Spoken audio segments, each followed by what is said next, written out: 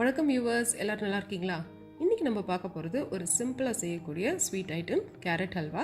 இதை வந்து ரொம்ப கம்மியான பொருட்கள் வச்சு எப்படி செய்கிறதுன்னு பார்க்கலாம். ரெசிபிக்கு போகிறதுக்கு முன்னாடி உங்களுக்கு என் சேனல் பிடிச்சிருந்ததுன்னா சப்ஸ்கிரைப் பண்ண மறந்துடாதீங்க. இப்போ ரெசிபிக்கு போகலாமா? ஒரு பேனில் 4 டேபிள் ஸ்பூன் நெய் காய வச்சுக்கோங்க. அதில் வந்து 1 கிலோ திருகின கேரட்டை சேர்த்துக்கோங்க. இப்போ ஃப்ளேமை வந்து நல்லா ஹையில் வச்சு நம்ம இதோட பச்சை வாசனை போகிற வரைக்கும் வதக்கி விடலாம். இது ஒரு 5 நிமிஷம் ஆகும். ஃப்ளேமை வந்து லோவில் வச்சிடாதீங்க. லோவில் வச்சிங்கன்னா கேரட்லேருந்து தண்ணி இறங்க தொடங்கிடும்.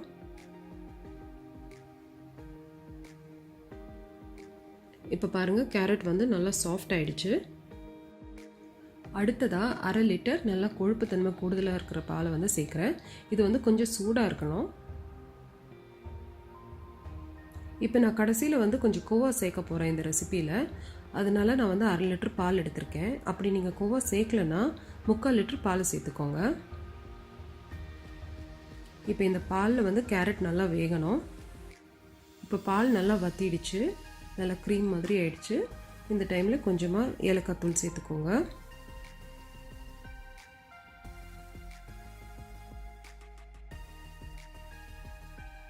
அடுத்ததாக நான் 1 கப்பு சர்க்கரை சேர்க்குறேன்.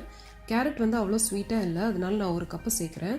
உங்கள் கேரட் வந்து நல்லா ஸ்வீட்டாக இருக்கிறதா இருந்தால் நீங்கள் வந்து 1/2 கப்புலேருந்து 3/4 கப்பு சர்க்கரை சேர்த்துக்கலாம். இப்போ சர்க்கரையிலேருந்து நல்லா தண்ணி இறங்கி வருது.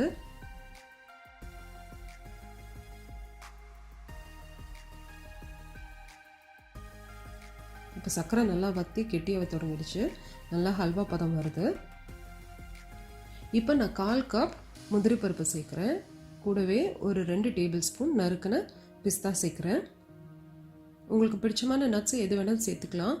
அதை நெய்யில் வறுத்து சேர்த்திங்கன்னா கூட நல்லா டேஸ்ட்டாக இருக்கும். நான் இன்னும் நெய் சேர்க்க வேண்டான்றதுக்காக தான் நான் வந்து இப்படி போடுறேன். என் ஹஸ்பண்ட்க்கு வந்து கேரட் ஹல்வாவில் வந்து கோவா சேர்த்தா பிடிக்காது, அதனால் அவருக்கு கொஞ்சமாக தனியாக எடுத்து வைக்கிறேன். இப்போ அடுத்ததாக நான் வந்து ஒரு 50 கிராம் கோவா சேர்க்குறேன். இந்த கோவா வந்து வீட்டில் செஞ்சது. அதை சேர்த்து இதை நல்லா மிக்ஸ் பண்ணி விட்டுருங்க. இப்போ பாருங்கள், கோவா நல்லா சாஃப்ட் ஆகிடுச்சு. இப்போ இதை வந்து ஒரு மூடி போட்டு ஒரு 2லேருந்து 3 நிமிஷம் வரைக்கும் நம்ம ஸ்லோ ஃப்ளேமில் வேக விடலாம். இப்போ கேரட் ஹல்வா ரெடி ஆகிடுச்சு. கடைசியாக கொஞ்சம் கூட நட்ஸு சேர்த்துக்கலாம். உங்களுக்கு இந்த ரெசிபி பிடிச்சிருக்குன்னு நினைக்கிறேன். வாங்க சாப்பிடலாம்.